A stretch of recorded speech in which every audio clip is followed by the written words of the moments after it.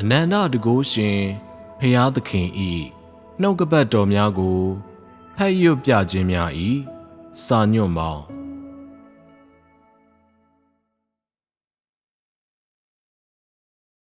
ဖျားသခင်ဤအမှုတော်ဖျားသခင်ဤစိတ်သဘောထားနှင့်ဖျားသခင်ကိုယ်တော်တိုင်သုံး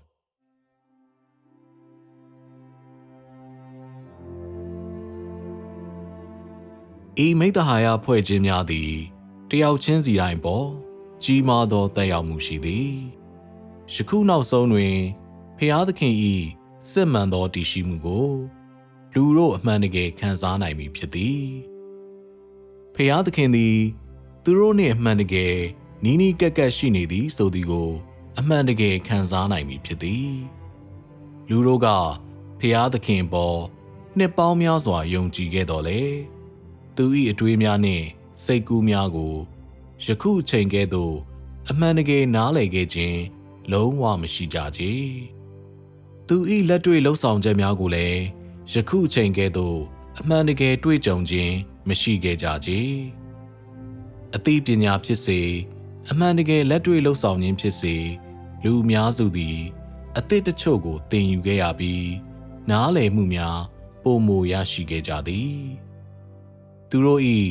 ယခင်ကကိုယ်ပိုင်ကြိုးပမ်းအားထုတ်မှုများမှအမှားကိုသိမြင်လာကြသည်သူတို့ကြုံတွေ့မှု၏ပေါ့ပြက်ခြင်းကိုသိမြင်လာကြပြီးများပြားလာသောဤအရာတို့သည်ဖျားသခင်၏အလိုတော်နှင့်ကိုက်ညီမှုမရှိကြောင်းကိုသိမြင်လာကြသည်လူသားတွင်အ ਨੇ ပါဆုံးရာကဖျားသခင်၏စိတ်သဘောထားကိုသိမြင်ခြင်းဖြစ်ကြောင်းကိုလည်းသိမြင်လာကြသည်လူတို့၏ဤအသိပညာသည်အမျှော်မြင်ရှိသောအသိပညာမျိုးစားဖြစ်သည်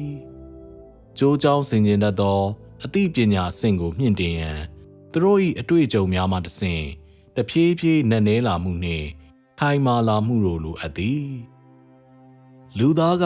ဖျားသခင်ကိုအမှန်တကယ်နားမလည်ခင်တစ်ဖက်သက်အမြင်ရသူတို့၏နှလုံးသားထဲတွင်ဖျားသခင်၏တည်ရှိမှုကိုအမှန်တကယ်ယုံကြည်ကြသည်ဟုဆိုနိုင်သည်သို့တော်လည်းဖျားသခင်သည်အမှန်တကယ်တွင်မြည်ကဲ့သို့သောဖျားသခင်မျိုးနီသူ၏အလိုတော်ကအဘယ်နီသူ၏စိတ်သဘောထားကအဘယ်နီလူသားမျိုးနွယ်ပေါ်တွင်သူ၏တကယ်သဘောထားကမြည်သို့ဖြစ်သည်ဟုသောတီးသတ်မေးခွန်းများပေါ်တွင်သူတို့အမှန်တကယ်နားလည်ခြင်းမရှိကြကြဤချက်ကဖျားသခင်ပေါ်လူတို့၏ယုံကြည်ချက်ကိုအကြီးအကျယ်အထိကိုက်ဖြစ်စေသည်သူတို့၏ယုံကြည်ခြင်းကတန့်စင်ခြင်းသို့မဟုတ်စုံလင်ခြင်းကိုအလွယ်တကူမရရှိနိုင်ကြသင်ကဖျားသခင်၏နှုတ်ကပတ်တော်နှင့်မျက်နှာချင်းဆိုင်ရလျင်ပင်သို့မဟုတ်သင်တွေ့ကြုံများမှတစ်ဆင့်ဖျားသခင်ကိုကြုံတွေ့ရပြီဟုခံစားရလျင်ပင်သူ့ကိုသင်အပြည့်အဝနားလည်ပြီဟုမဆိုနိုင်သေးကြအကြောင်းမှာဖျားသခင်၏အတွေးများကိုသင်မသိကြသို့မဟုတ်သူဘာကိုချစ်သည်သူဘာကိုမုန်းသည်သူ့ကိုဘယ်အရာကဒေါသထွက်စေသည်သူ့ကိုဘယ်အရာကပျော်ရွှင်စေသည်ဆိုသည်ကိုသင်မသိသည့်အတွက်ကြောင့်ဖြစ်ပြီးသူ့ကိုသင်မှန်တကယ်နားလည်မှုမရှိသောကြောင့်ဖြစ်သည်သင်၏ယုံကြည်မှုကထိုမရေရာမှုများနှင့်စိတ်ကူးထင်မြင်မှုများ၏အခြေခံအုတ်မြစ်ပေါ်တွင်တည်ဆောက်ထားပြီးသင်၏တစ်ဖက်သက်ဆန္ဒပေါ်တွင်အခြေခံထားသည်ဤသည်မှာစစ်မှန်သောယုံကြည်မှုမှဝေးကွာဆဲဖြစ်ပြီးစစ်မှန်သောနောက်လိုက်တစ်ယောက်ဖြစ်ရန်အဝေးကြီးလိုသေးသည်ဤသမာကျမ်းစာဖြစ်ပျက်များစီမှဥပမာများကိုရှင်းပြခြင်းကဘုရားသခင်၏နှလုံးသားသူ၏လှုပ်ဆောင်မှုအစစ်တိုင်းတွင်သူမြည်သည်ကိုစဉ်းစားသည်ဘာကြောင့်ဤအလုပ်ကိုလုပ်ခဲ့သည်သူလှုပ်ဆောင်သည့်အခါတွင်သူ၏ငကိုရည်ရွယ်ချက်နှင့်သူ၏အစီအစဉ်ကမြည်သည်ဆိုသည်နှင့်သူ၏စိတ်ကူးများကိုသူမြည်ကဲ့သို့ရရှိခဲ့ပုံသူ၏အစီအစဉ်ကိုမြည်ကဲ့သို့ပြင်ဆင်ပြီးတိဆောက်ခဲ့သည်ဆိုခြင်းများကိုသိရန်လူသားကိုအခွင့်ပေးခဲ့သည်ဤဖြစ်ပျက်များမှတစ်ဆင့်ဘုရားသခင်၏အသေးစိတ်ရည်ရွယ်ချက်တိုင်းပေါ်အသေးစိတ်နားလည်ခြင်းနှင့်သူ၏နှစ်6000ကျသောစီမံခန့်ခွဲမှုလှုပ်ဆောင်မှုချိန်ကာလအတွင်း၌ရှိသောတ ကယ်စိတ်ကူးတိုင်းမတူညီသောအချိန်များနှင့်မတူညီသောခေတ်ကာလများတွင်လူသားပေါ်သူ၏သဘောထားတို့ကိုငါတို့ရရှိနိုင်သည်ဖျားသခင်ကဘယ်ရာကိုစဉ်းစားနေခဲ့သည်သူ၏သဘောထားကညီကဲ့သို့ရှိခဲ့သည်ဆိုသည်နှင့်အခြေအနေတိုင်းကိုသူရင်ဆိုင်သည့်အခါတွင်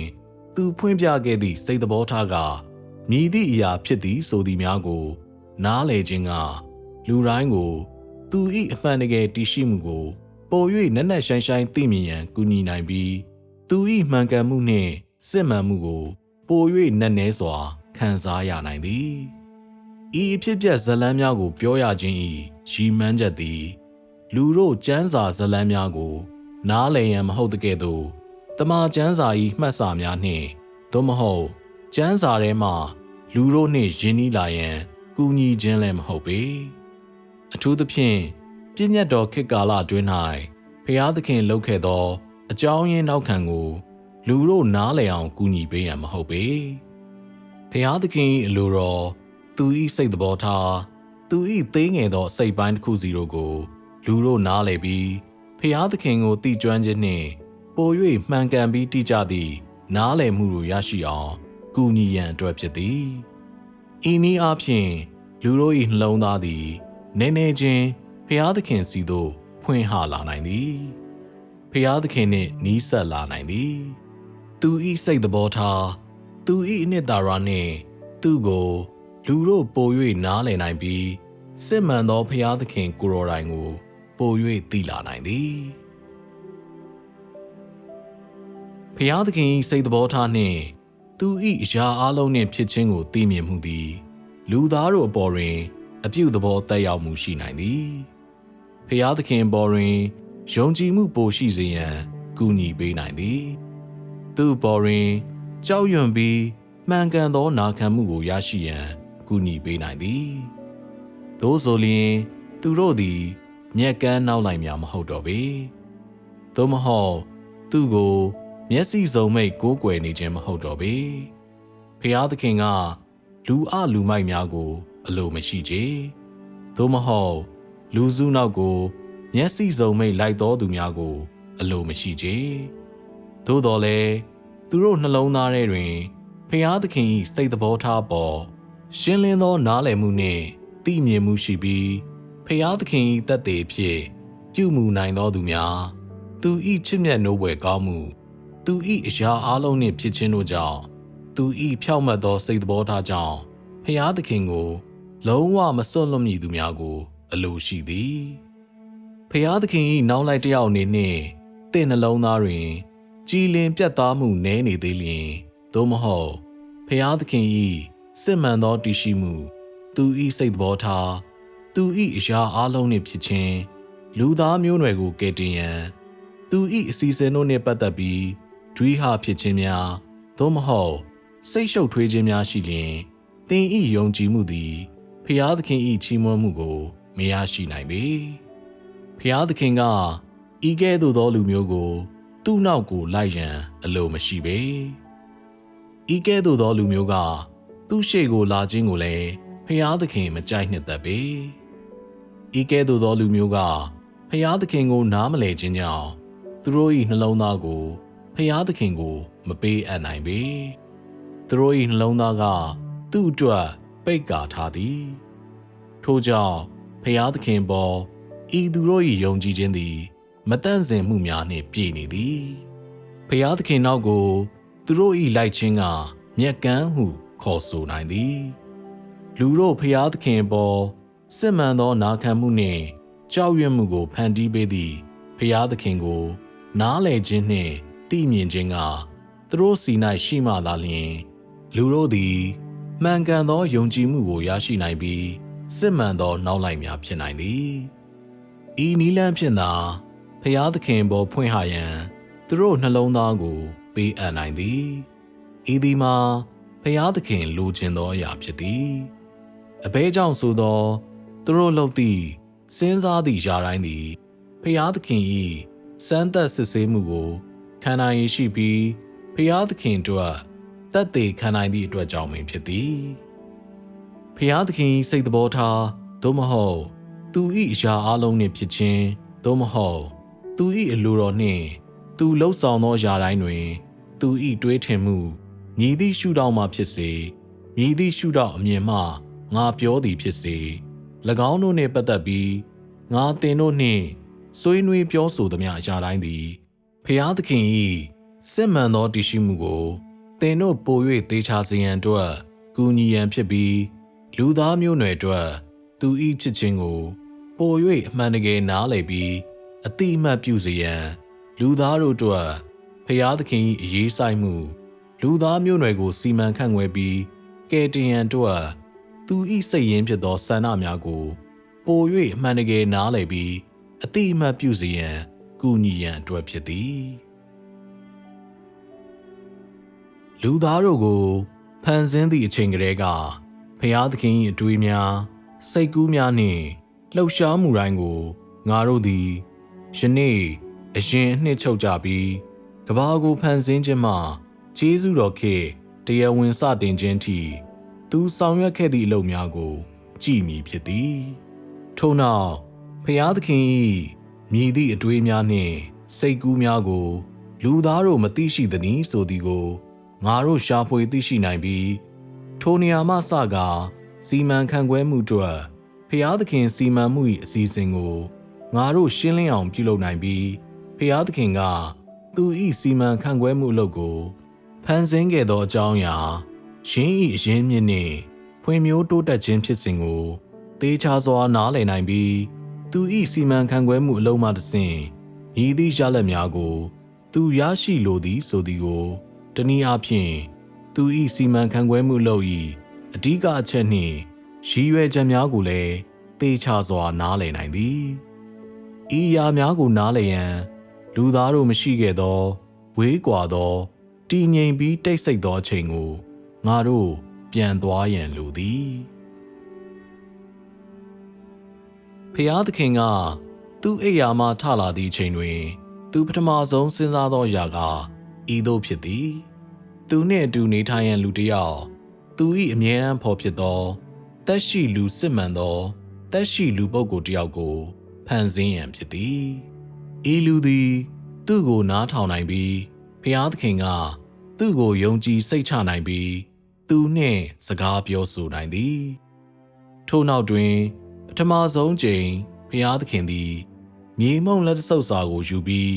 သူစိတ်ကူးထားသည့်တိုင်ပထမဆုံးသောသက်ရှိလူသားတစ်ယောက်ကိုဖန်ဆင်းရန်အသုံးပြုလိုက်သည်ထို့နောက်တွင်ဤသက်ရှိဖန်ဆင်းခံကိုအာဒံဟူသောအမည်တစ်ခုပေးလိုက်သည်အသက်ရှင်ပြီးအသက်ရှူသောဤလူကိုဖျားသခင်ရှာပြီးသည်နှင့်သူမည်သို့ခံစားခဲ့ရသည်။ပထမဆုံးချိန်ချစ်ခင်သူတစ်ယောက်အဖော်တစ်ယောက်ရှိခြင်း၏ပျော်ရွှင်မှုကိုသူခံစားခဲ့ရသည်။ဖခင်ဖြစ်ရခြင်း၏တာဝန်ဝတ္တရားနှင့်၎င်းနှင့်တူပါလာသောစိုးရိမ်မှုလည်းခံစားခဲ့ရသည်။အသက်ရှင်ပြီးအသက်ရှူသွင်းသောဤလူသည်ဖျားသခင်ကိုပျော်ရွှင်ခြင်းနှင့်ဝမ်းမြောက်မှုကိုယူလာပေးခဲ့သည်။သူသည်ပထမဆုံးချိန်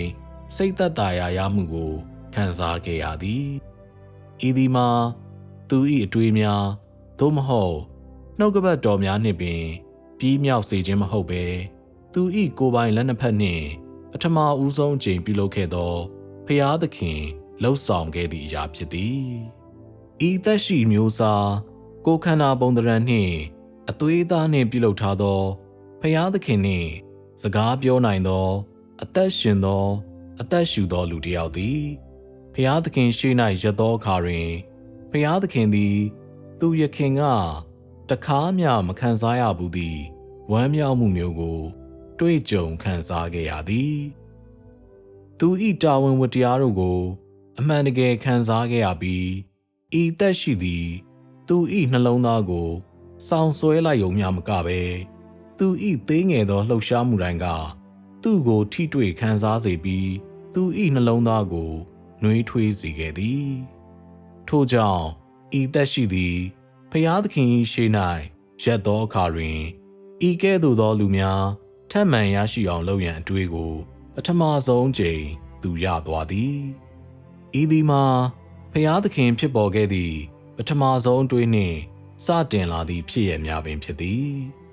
ဖျားသခင်တို့ဤဖြစ်ရအားလုံးသည်ပထမဆုံးချိန်ဖြစ်ပေါ်ခြင်းပင်ဖြစ်သည်သို့တော်လည်းဤပထမဆုံးဖြစ်ရများ၌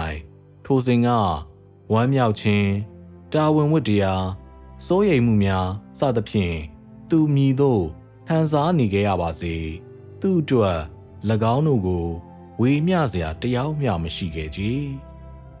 ထိုချိန်မှစပြီးသူရခင်ကတခါမျှမခံစားခဲ့ဘူးသောအထီးကျန်ခြင်းနှင့်ဝမ်းနည်းခြင်းတို့ကိုဖျားသခင်သည်အမှန်တကယ်ခံစားလိုက်ရသည်လူသားတို့သည်သူ၏ချစ်ချင်းမေတ္တာနှင့်စိုးရိမ်မှု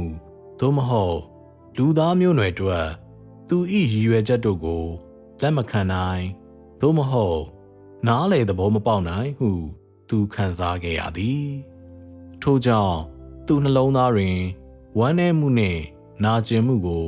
ခံစားရစေပင်ဖြစ်သည်လူသားတို့ဤအရာများကိုသူလှုပ်ဆောင်ပေးခဲ့တော်လဲလူသားသည်၎င်းကိုသတိမပြုမိပဲနားမလည်ခဲ့ကြပျော်ရွှင်ခြင်းကလွယ်ပြီးလူသားကသူ့ထံယူလာပေးသောဝမ်းမြောက်မှုနှင့်စိတ်သက်သာရာရမှုသည်သူတို့နှင့်တူသူ၏ပထမဆုံးသောဝမ်းနည်းခြင်းနှင့်အထီးကျန်ခြင်းခံစားမှုတို့ကိုလျင်မြန်စွာယူလာသည်၎င်းတို့သည်ရင်းချိန်ကဖျားသခင်၏စိတ်ကူးများနှင့်ခံစားချက်များဖြစ်သည်ဖျားသခင်ကဤရာအလုံးကိုလှုပ်ဆောင်နေခဲ့စဉ်တွင်သူ့နှလုံးသားဝယ်ဝမ်းမြောက်ခြင်းမှဝမ်းနည်းခြင်းမှနာကျင်ခြင်းစီသို့ပြောင်းလဲသွားပြီးအားလုံးကစိုးရိမ်သောကများနှင့်ရောထွေးနေခဲ့သည်သူလှုပ်လိုခဲ့သည်ကဤလူကိုဤလူသားမျိုးနွယ်ကိုသူ့နှလုံးသားထဲတွင်ရှိသည့်အရာကိုသိစေရန်နှင့်သူ၏ရည်ရွယ်ချက်များကိုတာ၍လျင်မြန်စွာနားလည်စေရန်ပင်ဖြစ်သည်သို့ဆိုလျှင်ထိုသူတို့သည်သူ၏နောက်လိုက်များဖြစ်လာနိုင်ပြီးသူနှင့်လိုက်ဖက်ညီလာနိုင်သည်သူတို့သည်ဖျားသခင်စကားပြောခြင်းကိုနားထောင်ပြီးဘာမှမပြောဘဲနှင့်နေမည်မဟုတ်တော့ကြဖျားသခင်ကိုသူ၏အလုပ်တွင်မြည်ကဲ့သို့ပူးပေါင်းပါဝင်ရမည်ကိုမတိခြင်းဖြစ်မည်မဟုတ်တော့ကြဤချက်များအလုံးထက်ပို၍ပင်ဖျားသခင်၏သတ်မှတ်ချက်များကိုစိတ်ဝင်စားမှုမရှိသောသူများဖြစ်မည်မဟုတ်တော့ကြဖျားသခင်ပြီးဆုံးအောင်လှုပ်ဆောင်ခဲ့သောဤပထမဆုံးအရာများသည်အလွန်အဓိပ္ပာယ်ရှိပြီးသူ၏စီမံခန့်ခွဲမှုစီစဉ်အတွက်နှင့်ယနေ့လူသားမျိုးနွယ်အတွက်ကြီးမားသောတန်ဖိုးရှိသည်အရာအလုံးနှင့်လူသားတို့ကိုဖန်ဆင်းပြီးနောက်တွင်ဖျားသခင်သည်အနားမယူခဲ့ပေသူ၏စီမံခန့်ခွဲမှုကိုလှုပ်ဆောင်ရန်သူမစောင့်နိုင်ခဲ့တဲ့ကဲ့သို့လူသားမျိုးနွယ်တို့ထဲတွင်သူလွန်ချစ်သောလူတို့ကိုရရှိရန်ကိုလည်းသူမစောင့်နိုင်ခဲ့ပေနောက်တစ်ခုဖျားသခင်သည်လူသားတို့ကိုဖန်ဆင်းပြီးမကြာခင်တွင်တစ်ကမ္ဘာလုံး၌ရေလွှမ်းမိုးမှုကြီးဖြစ်ပေါ်စေခြင်းကိုတမန်ကျမ်းစာမှာငါတို့တွေ့ရသည်ရေလွှမ်းမိုးခြင်းမှတ်တမ်းထဲတွင်နောအေးအကြောင်းကိုပြောထားသည်ဖျားသခင်၏အလုပ်တစ်ခုကိုပြီးမြောက်စေရန်သူနှင့်အတူအလုပ်လုပ်ရန်အတွက်ဖျားသခင်၏ခေါ်ခြင်းကိုခံရသောပထမဆုံးလူကနောအေးဟုဆိုနိုင်သည်ဟုတ်ပါသည်ဤသည်ကသူ၏အမိန့်နှင့်ညီကမ္ဘာပေါ်တွင်လူတစ်ယောက်ကိုတစုံတစ်ခုလုပ်ရန်ဖျားသခင်ခေါ်ခဲ့သောပထမဆုံးချိန်လည်းဖြစ်သည်နောအေးကသင်္ဘောကြီးကိုစောက်လုပ်ပြီးသည်နှင့်ဖျားသခင်သည်ကမ္ဘာမြေကြီးကိုပထမဆုံးချိန်ရေလွှမ်းမှုခဲ့သည်ဖျားသခင်ကကမ္ဘာမြေကြီးကိုပထမဆုံးချိန်ရေလွှမ်းမှုခြင်းနှင့်ဖျက်ဆီးခဲ့သောအခါတွင်လူသားတို့ပေါ်ယွန်းရှာလွန်းခြင်းကိုခံစားရခြင်းသည်သူတို့ကိုဖန်ဆင်းပြီးကြရဆိုလျှင်ပထမဆုံးချိန်ပင်ဖြစ်သည်ရေလွှမ်းမှုခြင်းအပြင်ဤလူသားမျိုးနွယ်ကိုဖျက်ဆီးရန်ဖြစ်သော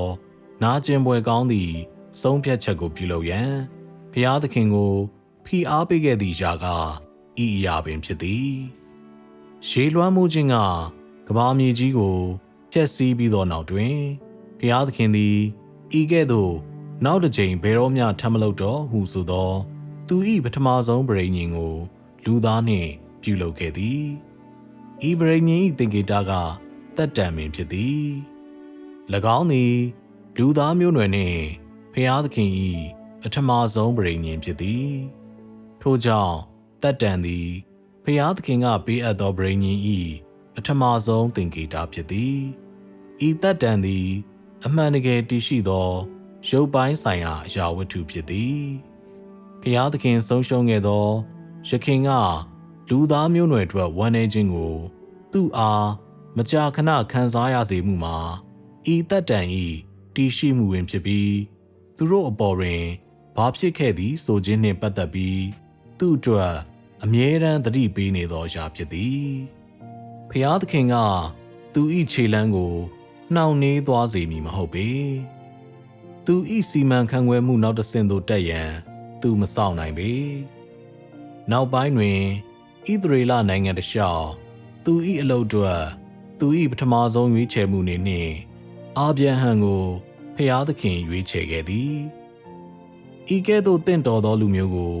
ဖျားသခင်ရွေးချယ်ခြင်းကလည်းဤသည်မှာပထမဆုံးကြိမ်ပင်ဖြစ်သည်ဤလူသားမှတစ်ဆင့်လူသားမျိုးနွယ်ကိုကယ်တင်ခြင်းဖြစ်သောသူ၏အလုပ်ကိုစတင်လှုပ်ဆောင်ရန်ဤလူသား၏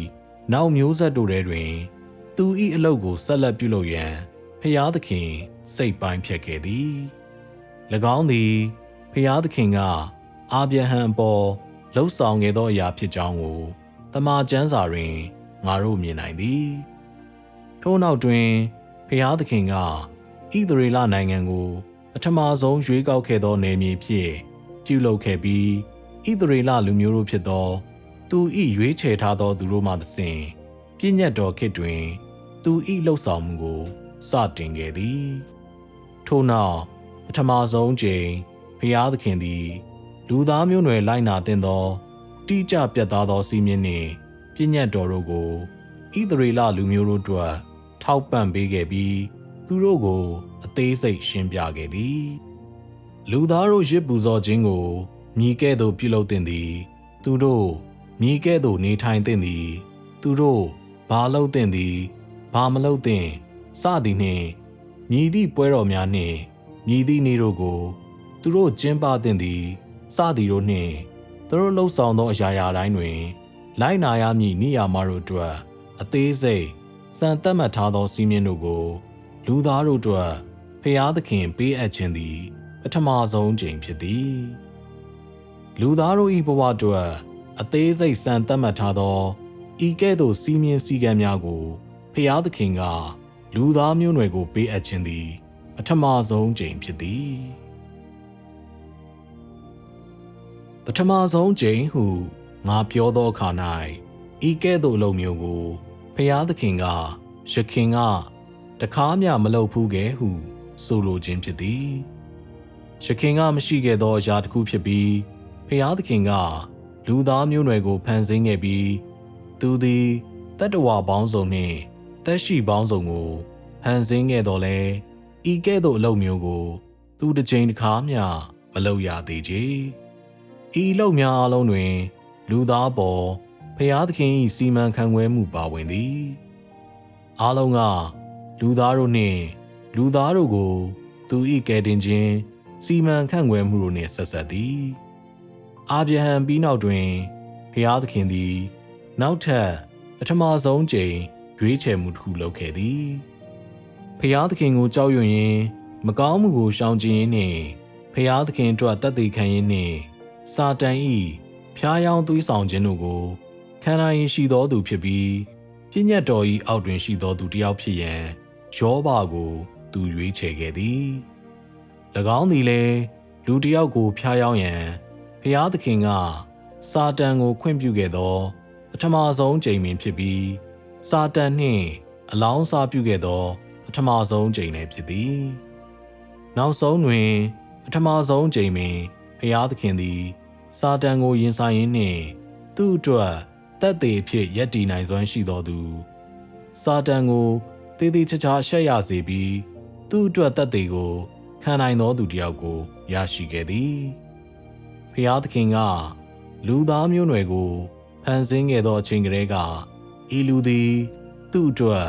သက်သေခံနိုင်စွမ်းရှိသောသူရရှိခဲ့သောပထမဆုံးလူဖြစ်သည်ဤလူသားကိုသူရရှိပြီးသည်နှင့်သူ၏နောက်လာမည့်ရွေးချယ်မှုနှင့်သူလှုပ်ဆောင်မည့်နေရာကိုပြင်ဆင်ရင်းသူ၏စီမံခန့်ခွဲမှုကိုဆက်လုပ်ရန်နှင့်သူ့အလုပ်နောက်တစ်ဆင့်ကိုလှမ်းရန်ဖျားသခင်သည်စိတ်အားထက်သန်နေခဲ့သည်ဤရာအလုံးတို့အကြောင်းကိုဆွေးနွေးပြီးနောက်တွင်ဖျားသခင်၏အလိုတော်ကိုသင်တို့အမှန်တကယ်နားလည်ကြပါ၏လောဖျားသခင်သည်ဤလူသားမျိုးနွယ်ကိုစီမံခန့်ခွဲခြင်းဖြစ်ရလူသားတို့ကိုကယ်တင်ခြင်းဖြစ်ရကိုအရာအလုံးထက်ပို၍အရေးကြီးတဲ့ကဲ့သို့ရှုမြင်သည်ဤရာတို့ကိုသူ၏စိတ်နှင့်လှုပ်ဆောင်ရုံနှင့်မဟုတ်ဘဲသူ၏နှုတ်ကပတ်တော်များနှင့်သာလှုပ်ဆောင်ခြင်းလည်းမဟုတ်ချေသူသည်၎င်းတို့ကိုအထူးသဖြင့်ပေါ့ပေါ့တန်တန်လှုပ်ခြင်းမဟုတ်ပေဤရာအလုံးကိုအစီအစဉ်ပန်းနိုင်စံသတ်မှတ်ချက်များသူ၏အလိုတော်စသည့်အရာတို့နှင့်လှုပ်ဆောင်သည်လူသားမျိုးနွယ်ကိုကယ်တင်ရန်ဖြစ်သောဤအလုပ်သည်ဖျားသခင်နှင့်လူသားနှစ်ဦးစလုံးတို့အတွက်အလွန်တရာအရေးပါ၏ဆိုသည်မှာရှင်းလင်းသည်အလောက်က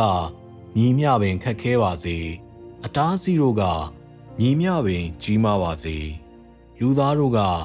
မြည်မြပင်အားနည်းပါစေသို့မဟုတ်လူသားမျိုးနွယ်၏ပုံကံခြင်းကမြည်မြပင်နှက်ဆိုင်ပါစေဤအရာများတဲ့ကမြည်သည့်အရာများဖျားသခင်တို့မခက်ခဲကြဖျားသခင်သည်သူ၏ပင်ပန်းတကြီးလောက်ရသောအားထုတ်မှုကိုအသုံးချရင်းသူကိုယ်တိုင်ဆောင်ရွက်လိုသောအလုပ်တို့ကိုစီမံခန့်ခွဲရင်းနှင့်အလုပ်ရှုပ်နေသည်သူသည်အရာအလုံးကိုလည်းစီစဉ်နေပြီး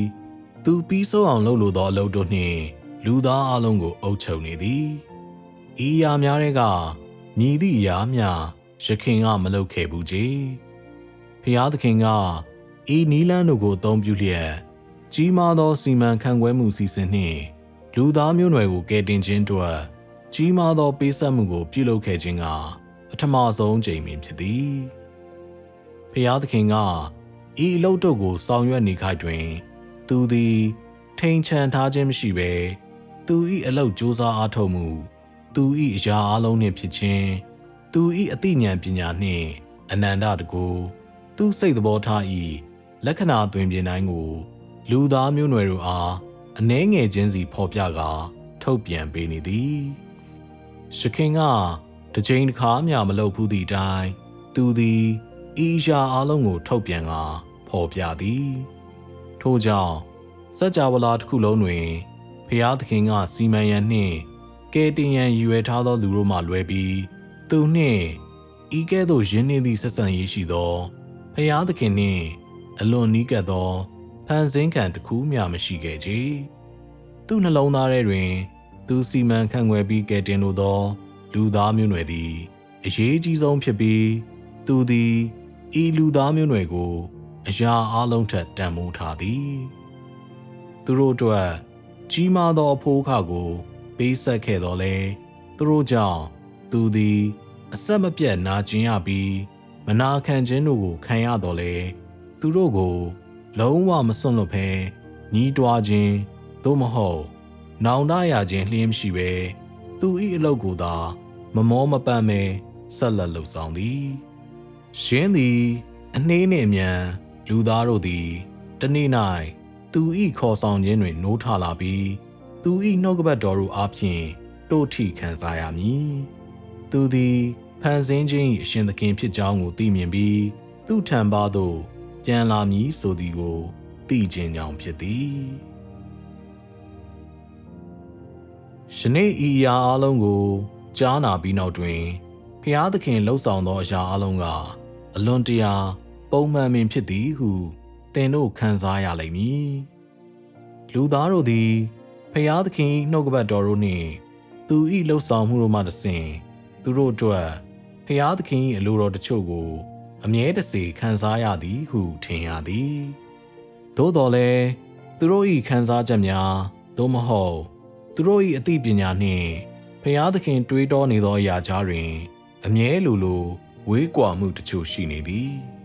ထို့ကြောင့်ဖျားသခင်ကလူသားမျိုးနွယ်ကိုဘာကြောင့်ဖန်ဆင်းခဲ့သည်သူမျှော်လင့်ထားသည့်လူတို့ကိုရရှိစေလိုသောသူ့ဆန္ဒ၏နောက်ခံအကြောင်းရင်းစသည်တို့နှင့်ပတ်သက်ပြီးလူသားအလုံးနှင့်ဆွေးနွေးပြောဆိုရန်လိုအပ်သည်ဟုငါထင်သည်၎င်းကိုလူတိုင်းနှင့်ဝေမျှရန်မှာအလွန်အရေးကြီးသည်သို့မှသာလူတိုင်းသည်သူတို့၏နှလုံးသားထဲတွင်ရှင်းလင်းနေမည်ဖြစ်သည်ဖျားသခင်၏အတွေးနှင့်စိတ်ကူးတိုင်းသူ့အလုပ်၏အဆင့်တိုင်းနှင့်အချိန်ကာလတိုင်းသည်သူ၏စီမံခန့်ခွဲမှုအလုပ်နှင့်နီးကပ်စွာဆက်နွယ်ပြီးဆက်နေသောကြောင့်ဖျားသခင်၏အတွေးများစိတ်ကူးများသူ့အလုပ်၏အဆင့်တိုင်းတွင်သူ၏အလိုတော်တို့ကိုသင်နားလေသောအခါတွင်သူ၏စီမံခန့်ခွဲမှုအစီအစဉ်လှုပ်ဆောင်မှု၏အရင်းမြစ်ကိုနားလည်ခြင်းနှင့်အတူတူပင်ဖြစ်သည်ဖျားသခင်ပေါ်သင်၏နားလည်မှုကိုပိုမိုနှဆိုင်စေမှုကဤအခြေခံအုတ်မြစ်ပေါ်မှာပင်ဖြစ်သည်ငါယခင်ကပြောခဲ့သည့်အတိုင်းဖျားသခင်ကကမ္ဘာကိုဖန်ဆင်းသောအခါတွင်သူပြုလုပ်သောအရာတိုင်းကယခုချိန်တွင်လူတို့အတွက်သတင်းချက်လက်တချို့များသာဖြစ်ပြီးတမန်တရားနောက်ကိုလိုက်ခြင်းနှင့်မသက်ဆိုင်တဲ့ကဲ့သို့ဖြစ်နေတော်လေသင်၏အတွေ့အကြုံလမ်းကြောင်းတစ်လျှောက်တွင်၎င်းသည်သတင်းချက်လက်စိတ်ပိုင်းလေးများကဲ့သို့အလွန်ရိုးရှင်းသောအရာတစ်ခုဖြစ်သည်သို့မဟုတ်နက်နဲသောအရာတချို့တို့ကဲ့သို့အလွန်ရိုးရှင်းသောအရာတစ်ခုဖြစ်သည်ဟုသင်မထင်မှတ်သောအချိန်ကိုရောက်လာလိမ့်မည်သင်ဘဝကိုရှေ့ဆက်ရင်းနှင့်သင်နှလုံးသား၌ဖျားသခင်၏နေရာအနည်းငယ်ရှိလာသောအခါသို့မဟုတ်သူ့အလိုတော်ကိုပို၍သေချာစွာနက်နဲနားလည်လာသောအခါယနေ့ငါပြောသောစကားတို့၏အရေးကြီးမှုနှင့်လိုအပ်မှုတို့ကိုသင်မှန်တကယ်နားလည်လာလိမ့်မည်အဘယ်အတိုင်းဒါထိသင်တို့လက်ခံထားသည်ဆိုခြင်းကအရေးမကြီးချေဤအရာတို့ကိုသင်တို့နားလည်ပြီးသိရှိရန်သာလိုအပ်သည်ဖျားသခင်ကတစုံတစ်ခုကိုလှုပ်ဆောင်သောအခါတွင်သူ့အလုပ်ကိုသူလုပ်သောအခါတွင်သူ၏စိတ်ကူးနှင့်သို့မဟုတ်သူ၏ကိုယ်ပိုင်လက်များနှင့်ဖြစ်စေသူလုပ်သည့်အလုပ်သည်ပထမဆုံးချိန်ဖြစ်ပါစေနောက်ဆုံးချိန်ဖြစ်ပါစေနောက်ဆုံး၌ဖျားသခင်ထံတွင်အစီအစဉ်တစ်ခုရှိသည်သူလုပ်သမျှအရာတိုင်းတွင်သူ၏ရွယ်ချက်နှင့်သူ၏အတွေးတို့ရှိသည်၎င်းရွယ်ချက်တို့နှင့်အတွေးတို့ကဖျားသခင်၏စိတ်သဘောထားကိုစားပြုသည်ဤအရာတို့ကသူ၏အရာအလုံးနှင့်ဖြစ်ခြင်းကိုဖော်ပြသည်ဖျားသခင်၏စိတ်သဘောထားနှင့်သူ၏အရာအလုံးနှင့်ဖြစ်ခြင်းဆိုသောဤနှစ်ခုကိုတယောက်ချင်းစီတိုင်းကနားလည်ရမည်သူ၏စိတ်သဘောထားနှင့်တူသူ၏အရာအလုံးနှင့်ဖြစ်ခြင်းကိုလူတစ်ယောက်ကနားလည်လိုက်သည်နှင့်ဖျားသခင်ကသူ၏လုပ်ငန်းဆောင်တာတို့ကိုဘာကြောင့်လှုပ်ဆောင်သည်သူပြောစကားတို့ကိုဘာကြောင့်ပြောသည်ဆိုခြင်းကိုသူတို့တဖြည်းဖြည်းနှင့်နားလည်လာနိုင်သည်ထိုမှသဖြင့်ဘုရားသခင်၏နောက်ကိုလိုက်ရန်တမန်တရားနောက်ကိုလိုက်ရန်စိတ်သဘောထားပြောင်းလဲခြင်းနောက်ကိုလိုက်ရန်ယုံကြည်ခြင်းတို့ကိုသူတို့ပိုမိုရရှိနိုင်သည်ဆိုလိုသည်မှာဘုရားသခင်ပေါ်လူသား၏နားလည်ခြင်းနှင့်ဘုရားသခင်ပေါ်သူ၏ယုံကြည်ခြင်းကခွဲခြား၍မရပေလူတို့အသိပညာရရှိသောအရာနှင့်နားလည်လာသောအရာကဖျားသခင်၏စိတ်သဘောထားနှင့်သူ၏အရာအလုံးနှင့်ဖြစ်ခြင်းဖြစ်ပါကသူတို့ရရှိကြသည့်အရာကဖျားသခင်စီမလာသောအသက်ပင်ဖြစ်လိမ့်မည်ဤအသက်ကိုသင်ထဲတွင်ဖြစ်ပေါ်စေပြီးသည်နှင့်ဖျားသခင်ပေါ်သင်၏ကြောက်ရွံ့မှုကပို၍ကြီးမားလာပြီးဤသီးနှံတို့ကိုရိတ်သိမ်းရခြင်းကလုံးဝတဘာဝလျောက်ဖြစ်ပေါ်သည်သင်ကဖျားသခင်၏စိတ်သဘောထားသို့မဟုတ်သူ၏အနှစ်သာရကိုနားမလည်လို့သို့မဟုတ်မသိလို့ဟုဆိုလျင်ဤအရာတို့ပေါ်၌စဉ်းစားတွေးတောခြင်းသို့မဟုတ်အာယုံစိုက်ခြင်းမလုပ်လို့ဟုဆိုလျင်ဖျားသခင်ပေါ်သင်၏ယုံကြည်ခြင်းကိုယခုသင်ကြိုးပမ်းအားထုတ်သောနည်းလမ်းကသူ၏အလိုတော်ကိုဖြည့်ဆည်းရန်သို့မဟုတ်သူ၏ချီးမွမ်းခြင်းကိုရရန်အခွင့်ကို လုံးဝမပေးနိုင်ကြောင်းကိုငါတေချာပေါက်ပြောနိုင်သည်ထို့ထက်ပိုပြောရလျင်ကဲတင်ခြင်းသို့တင်မြည်သည့်အခါမျှအမှန်တကယ်မရောက်ရှိနိုင်ပေ၎င်းတို့သည်နောက်ဆုံးကြိုးရလက်များပင်ဖြစ်သည်လူတို့ကဖျားသခင်ကိုနားမလည်သောအခါသူ၏စိတ်သဘောထားကိုမသိသောအခါတွင်သူတို့၏နှလုံးသားသည်သူ့အတွက်လုံးဝအမှန်တကယ်ဖွင့်ဟထားနိုင်မည်မဟုတ်ပေဖျားသခင်ကိုသူတို့နားလည်လိုက်သည်နှင့်ဖျားသခင်၏နှလုံးသားထဲ၌ရှိသောအရာကိုစတင်တန်ဖိုးထားလာပြီးစိတ်ဝင်စားမှုနှင့်အတူယုံကြည်ခြင်းနှင့်စတင်ကြည်နပ်ခံစားလာလိမ့်မည်ဖျားသခင်၏နှလုံးသားထဲ၌ရှိသောအရာကိုတန်ဖိုးထားပြီးကြည်နပ်ခံစားရသောအခါတွင်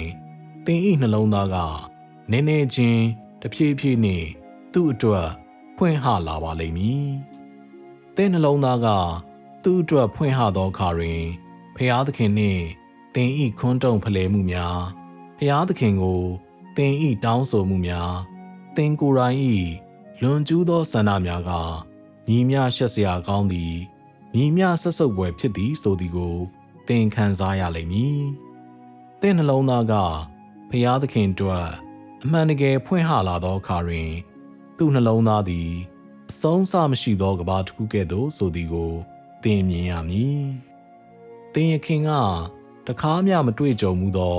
နယ်ပယ်ထဲသို့သင်ဝင်ရောက်သွားလိမ့်မည်၎င်းနယ်ပယ်ထဲတွင်လိန်ညာခြင်းမရှိလှည့်စားခြင်းမရှိ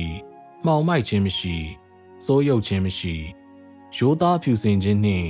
ယုံကြည်ခြင်းအလင်းနှင့်ရိုးသားဖြောင့်မတ်ခြင်းမှန်ကန်ဖြောင့်မတ်ခြင်းနှင့်ကျင့်နာခြင်းတို့သာရှိသည်ချစ်ခြင်းနှင့်ဂရုစိုက်မှုတို့ဖြင့်ပြည့်နေသည်ကျင့်နာခြင်းနှင့်သီးခံခြင်းတို့ဖြင့်ပြည့်နေသည်ထိုမှတစ်ဆင့်သင်သည်အသက်ရှင်ရခြင်း၏ပျော်ရွှင်မှုနှင့်ဝမ်းမြောက်မှုကိုခံစားရသည်ဤအရာတို့ကဖျားသခင်စီသို့သင်နှလုံးသားကိုဖွင့်ဟသောအခါ၌သင်ကိုသူဖွင့်ပြမည်အရာများဖြစ်သည်အဆုံးအစမရှိသောဤကဘာသည်ဖျားသခင်၏အသိဉာဏ်ပညာတို့နှင့်ပြည့်နေသည်သူ၏အတိုင်းအစားမရှိဖုံးတကိုယ်တို့နှင့်ပြည့်နေသည်သူ၏ချစ်ခြင်းနှင့်သူ၏အာဏာတို့နှင့်လည်းပြည့်နေသည်ဖျားသခင်၏အရာအလုံးနှင့်ဖြစ်ခြင်း၏အချက်အလက်တိုင်းနှင့်သူ့ကိုဘယ်အရာကဝမ်းမြောက်စေသည်သူဘယ်အတွက်ကြောင့်စိတ်ပူပြီးဘာကြောင့်ဝမ်းနည်းလာသည်သူဘာကြောင့်စိတ်ဆိုးလာသည်စသည်တို့ကိုဤနေရာတွင်သင်မြင်နိုင်သည်၎င်းသည်သူတို့၏နှလုံးသားကိုဖွင့်ဟပြီးဖျားသခင်ကိုဝင်ခွင့်ပေးသောသူတယောက်ချင်းစီတိုင်းကမြင်နိုင်သောအရာဖြစ်သည်သင်ကသူ့ကိုဖွင့်ဟပေးမှသာဖျားသခင်ကသင်နှလုံးသားထဲကိုဝင်လာနိုင်သည်သူကသင်နှလုံးသားထဲကိုဝင်ရောက်လာလျှင်ဖျားသခင်၏အရာအလုံးနှင့်ဖြစ်ခြင်းကိုသာသင်မြင်နိုင်ပြီးသင်အတွက်သူ၏အလိုတော်ကိုသာသင်မြင်နိုင်သည်ထိုအချိန်တွင်ဖျားသခင်နှင့်ပတ်သက်သောအကြောင်းအရာတိုင်းကအလွန်တန်ဖိုးရှိသည်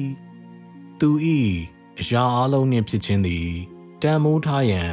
အလွန်ထိုက်တန်သည်ဆိုသည်ကိုသင်တွေ့လာပါလိမ့်မည်၎င်းနှင့်နှိုင်းယှဉ်လိုက်လျှင်သင်ပတ်ဝန်းကျင်၌ရှိသောလူများသင်ဘဝတွင်ရှိသောအရာဝတ္ထုနှင့်အဖြစ်အပျက်များသင်ချစ်ရသောသူပင်လျှင်ပါဝင်ပြီးသင်၏အဖော်သင်ချစ်သောအရာတို့သည်ထုတ်ဖော်ပြောရန်ပင်မထိုက်တန်ပေ၎င်းတို့ကအလွန်သေးငယ်ပြီးအလွန်နှိမ့်ကြသည်မြည်သည့်ရုပ်ဝတ္ထုပစ္စည်းများကမှသင်ကိုနောက်တစ်ကြိမ်ဆွဲဆောင်နိုင်မည်မဟုတ်တော့သို့မဟုတ်မြည်သည့်ရုပ်ဝတ္ထုပစ္စည်းများကယင်းအတွက်ဖိုးအခကို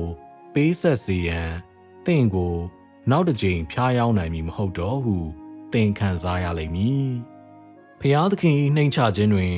သူ၏ကြီးမြတ်မှုနှင့်တာလွန်မှုကိုသင်မြင်ရလိမ့်မည်တဖန်လွန်စွာသေးငယ်သည်ဟုသင်ယုံကြည်ထားသောသူလှုပ်ဆောင်ခဲ့သည့်အရာတစ်ခုခုတွင်သူ၏အဆုံးအစမရှိသောဉာဏ်ပညာနှင့်သူ၏သီးခံခြင်းကိုမြင်ရလိမ့်မည်သူ၏စိတ်ရှည်မှုသူ၏သီးခံမှုသင်ပေါ်သူ၏နားလည်မှုကိုသင်မြင်ရလိမ့်မည်၎င်းကသင်အတွင်း၌